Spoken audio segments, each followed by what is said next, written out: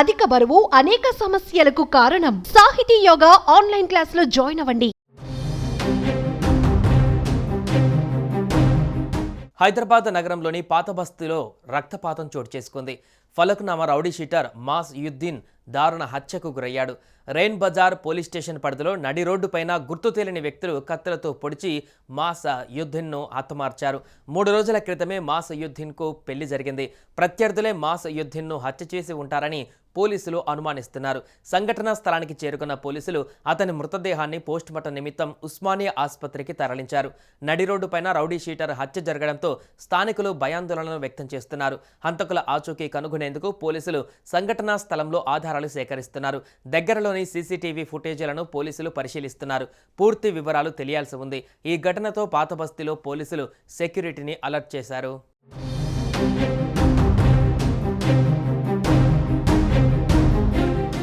Hyderabad old city పరిధిలోని rain బజార్లో దారుణమైన ఘటన చోటు చేసుకుంది. ఆదివారం రాత్రి ఫలక్నామాకు చెందిన రౌడీ షీటర్ మాసుద్దీన్ను ప్రత్యర్థులు అక్కడికక్కడే కత్తులతో పొడిచి చంపిన సంఘటన చోటు చేసుకుంది.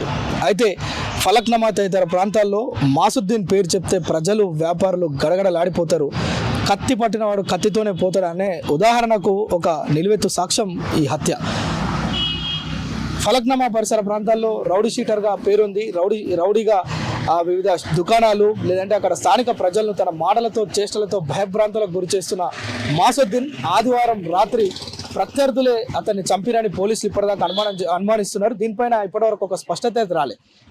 రెయిన్ బజార్ ప్రాంతంలో ఓల్డ్ సిటీలోని రెయిన్ బజార్ ప్రాంతంలో మాసుద్దీన్ ఉన్నాడనే కదలికలను తెలుసుకున్న ప్రత్యర్థులు ఒక్కసారిగా అతనిపై పడి కత్తులతో దాడి చేసి అక్కడికక్కడే చంపేసిన ఆ సంఘటన అయితే ఒక్కసారిగా ఓల్డ్ సిటీ ప్రజలను హడలెత్తించిందని అయితే చెప్పవచ్చు. ఎందుకంటే ఒకసారి మాసుద్దీన్ గతం కనుక చూస్తే ఒక 3 రోజుల క్రితమే ఇతనికి వివాహం చేసుకున్నాడు. కేవలం వివాహం చేసుకున్నాక 3 రోజులే అవుతుంది. ఇతను ఏదో పనుల కోసం బయటకు వచ్చిన నేపథ్యంలో తన కదలికలను గమనించిన ప్రత్యర్థులు అతన్ని మాటు వేసి కత్తులతో పొడిచి చంపిన సంఘటన ఆదివారం రాత్రి చోటు చేసుకుంది. అయితే దీనిపైన అక్కడ రక్తం మడుగులో పడి ఉన్న అతన్ని స్థానికులు చూసి వెంటనే పోలీసులకు సమాచారం అందించడంతో హుటాహుటిన పోలీసులు అక్కడికి చేరుకొని ఆ యొక్క మృతదేహాన్ని ప్రభుత్వ ఆసుపత్రికి తరలించి పోస్టుమార్టం నిమిత్తం తరలించడమే కాకుండా దీనిపైన కేసు నమోదు చేసుకొని దర్యాప్తు చేస్తున్నారు. అయితే ప్రాథమికంగా పోలీసులు అంచనా వేసింది ఏంటంటే ఇతనికి సంబంధించిన ప్రత్యర్థులే, అంటే ఇతను అంతకుముందు సెటిల్మెంట్లు లేదంటే